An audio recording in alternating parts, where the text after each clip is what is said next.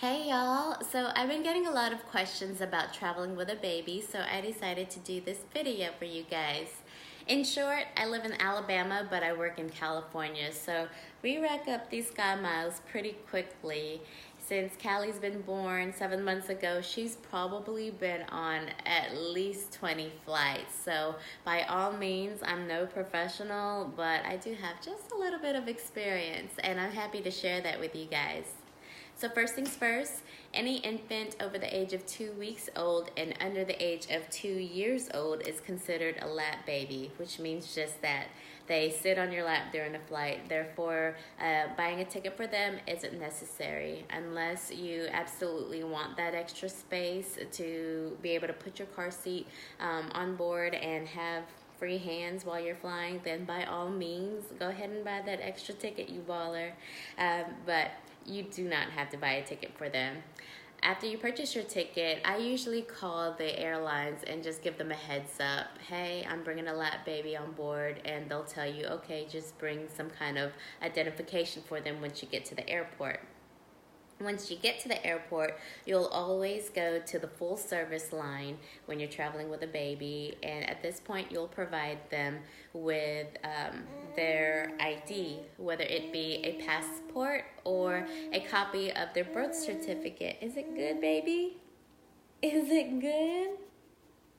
Um, I always just bring a copy of Callie's birth certificate, and that does just this.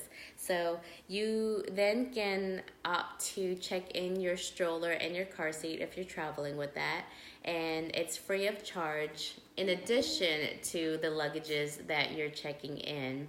I opt to use the car seat and the stroller whenever I'm going around the airport because I find it very easy to maneuver.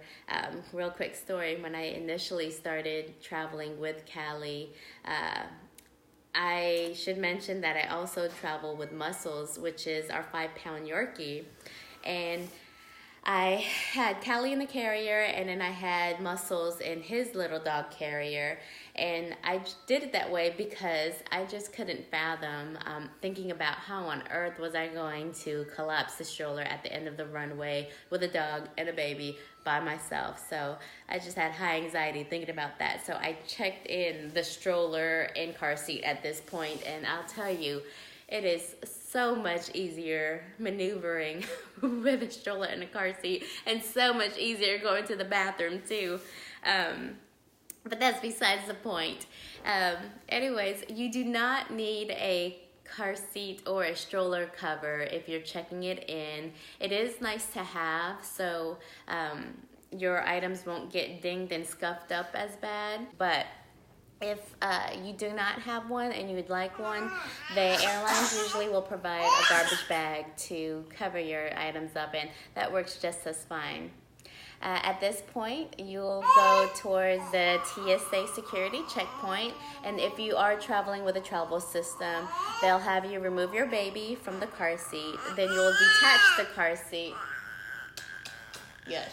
You'll detach the car seat from the stroller and place it on the conveyor belt, and it'll only fit upside down.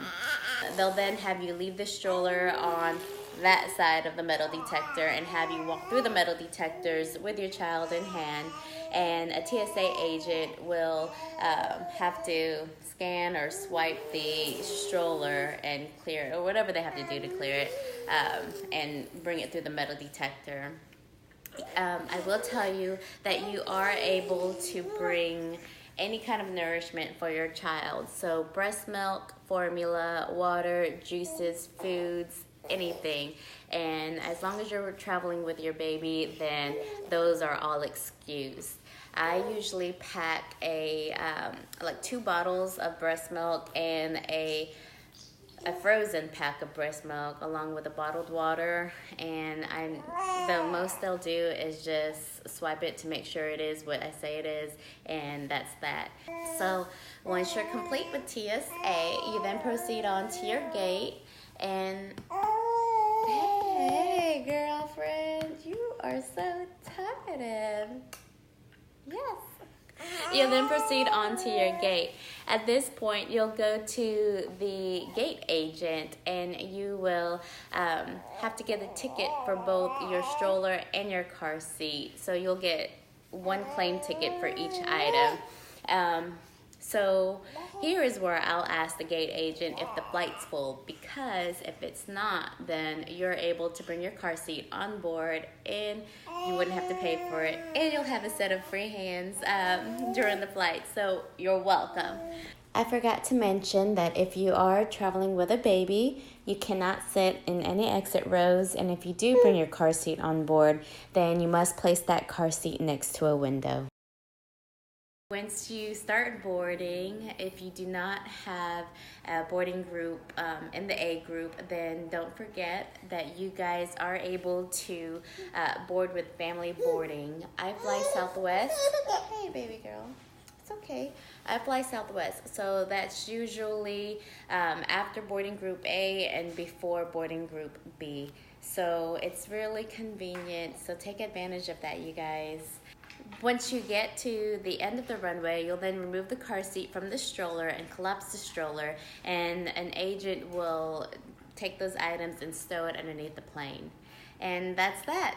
A good website that I found useful when traveling is www.breastfeeding. Just kidding. It's www.airportbreastfeeding.com, and that site lists all the airports along with their abbreviations, and it'll tell you whether or not it has a nursing room or nursing pod available, and if so, it'll tell you by which terminal or gate that it's located. So it's been very convenient and helpful planning out my layovers using that website.